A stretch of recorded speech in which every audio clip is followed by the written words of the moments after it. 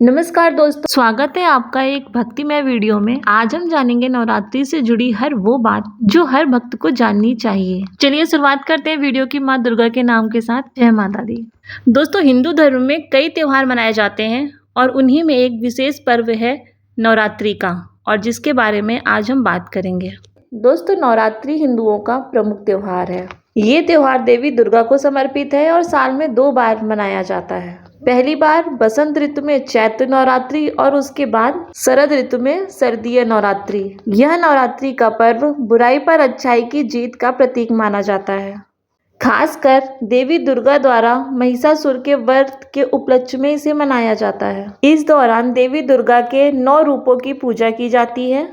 नवरात्रि का हर दिन एक विशेष स्वरूप को समर्पित है, जिससे भक्तों को शक्ति, सुबुद्धि और ज्ञान की प्राप्ति होती है। क्या आपको पता है नवरात्रि क्यों मनाई जाती है? चलिए जानते हैं। नंबर 1, बुराई पर अच्छाई की जीत। नवरात्रि मनाने का सबसे विशेष कारण है देवी दुर्गा द्वारा महिषासुर का वध किया जाना, जो कि धर्म की अधर्म पर जीत का एक प्रतीक है। नंबर 2, शक्ति की आराधना। यह पर्व माँ दुर्गा के 9 रूपों की पूजा के लिए समर्पित है। इन 9 दिनों में भक्त देवी माँ के 9 रूपों की पूजा करके उनसे शक्ति, सौभाग्य, समृद्धि और ज्ञान को प्राप्त करते हैं। नंबर 3, ऋतु परिवर्तन का समय। ऋतु परिवर्तन के इस समय पर मौसम बहुत सुखद होता है। दोस्तों, अब हम बात करेंगे नवरात्रि की विशेषताओं की। तो नंबर 1, 9 दिनों तक चलने वाला पर्व। नवरात्रि अर्थात 9 रातें, मतलब ये है कि ये पर्व 9 दिनों के लिए मनाया जाता है। नंबर 2, देवी के 9 रूपों की पूजा। नवरात्रि के समय में देवी दुर्गा का हर दिन एक नया रूप है, जिन्हें 9 दुर्गा कहा जाता है तथा इन 9 दिनों में इनकी पूजा की जाती है। इन रूपों में नंबर 1 पर है Shailputri, number 2 Brahmacharini, number 3 Chandraghanta, number 4 Kushmanda, number 5 Skanda Mata, number 6 Katyayani, number 7 Kalaratri, number 8 Mahagauri और नंबर 9 पर है सिद्धदात्री। इसके बाद नंबर 3 पर आता है व्रत और उपवास।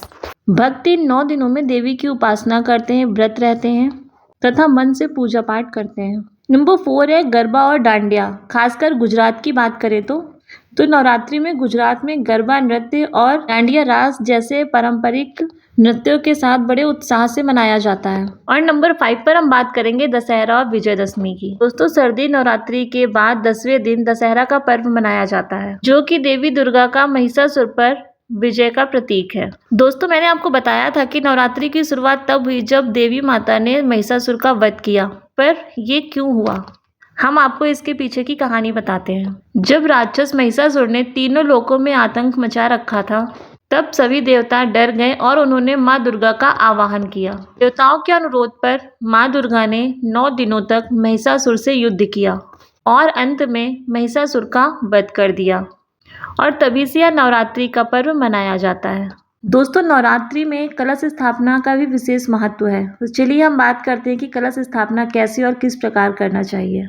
जैसे कि आपको पता होगा कि नवरात्रि की शुरुआत कलश स्थापना से होती है, इसलिए कलश स्थापना एक शुभ मुहूर्त पर किया जाना चाहिए। चलिए बताते हैं घट स्थापना की विधि क्या है। सबसे पहले एक मिट्टी के बर्तन में जौ बोएं, फिर उस पर पानी से भरा कलश रखें। कलश पर नारियल, आम के पत्ते और स्वास्तिक का चिन्ह बनाएं।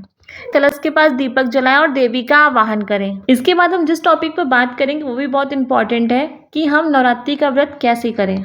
सबसे पहले जरूरी है कि आप स्वच्छता का ध्यान रखें, संयम और भक्ति में रहें, प्रतिदिन आरती करें। अब हम बताएंगे कि क्या नहीं करना चाहिए। मांस, शराब या तामसिक भोजन ना करें, झूठ, क्रोध और कोई भी अपवित्र काम ना करें। दोस्तों, अब हम आपको कुछ ऐसे उपाय बताने जा रहे हैं जिससे आपको विशेष लाभ मिलेगा। नवरात्रि की पहली रात माँ शैलपुत्री को दूध और केसर अर्पित करें, इससे घर में सुख और शांति आएगी। सप्तमी को माँ कालरात्रि को लौंग का जोड़ा चढ़ाएं, इससे नकारात्मक शक्तियां दूर होंगी। और नवमी को कन्या भोजन कर उन्हें गिफ्ट दें, इससे घर में लक्ष्मी का वास होगा। दोस्तों, आशा करती हूँ कि इस वीडियो से आपको नवरात्रि का महत्व समझ में आया होगा।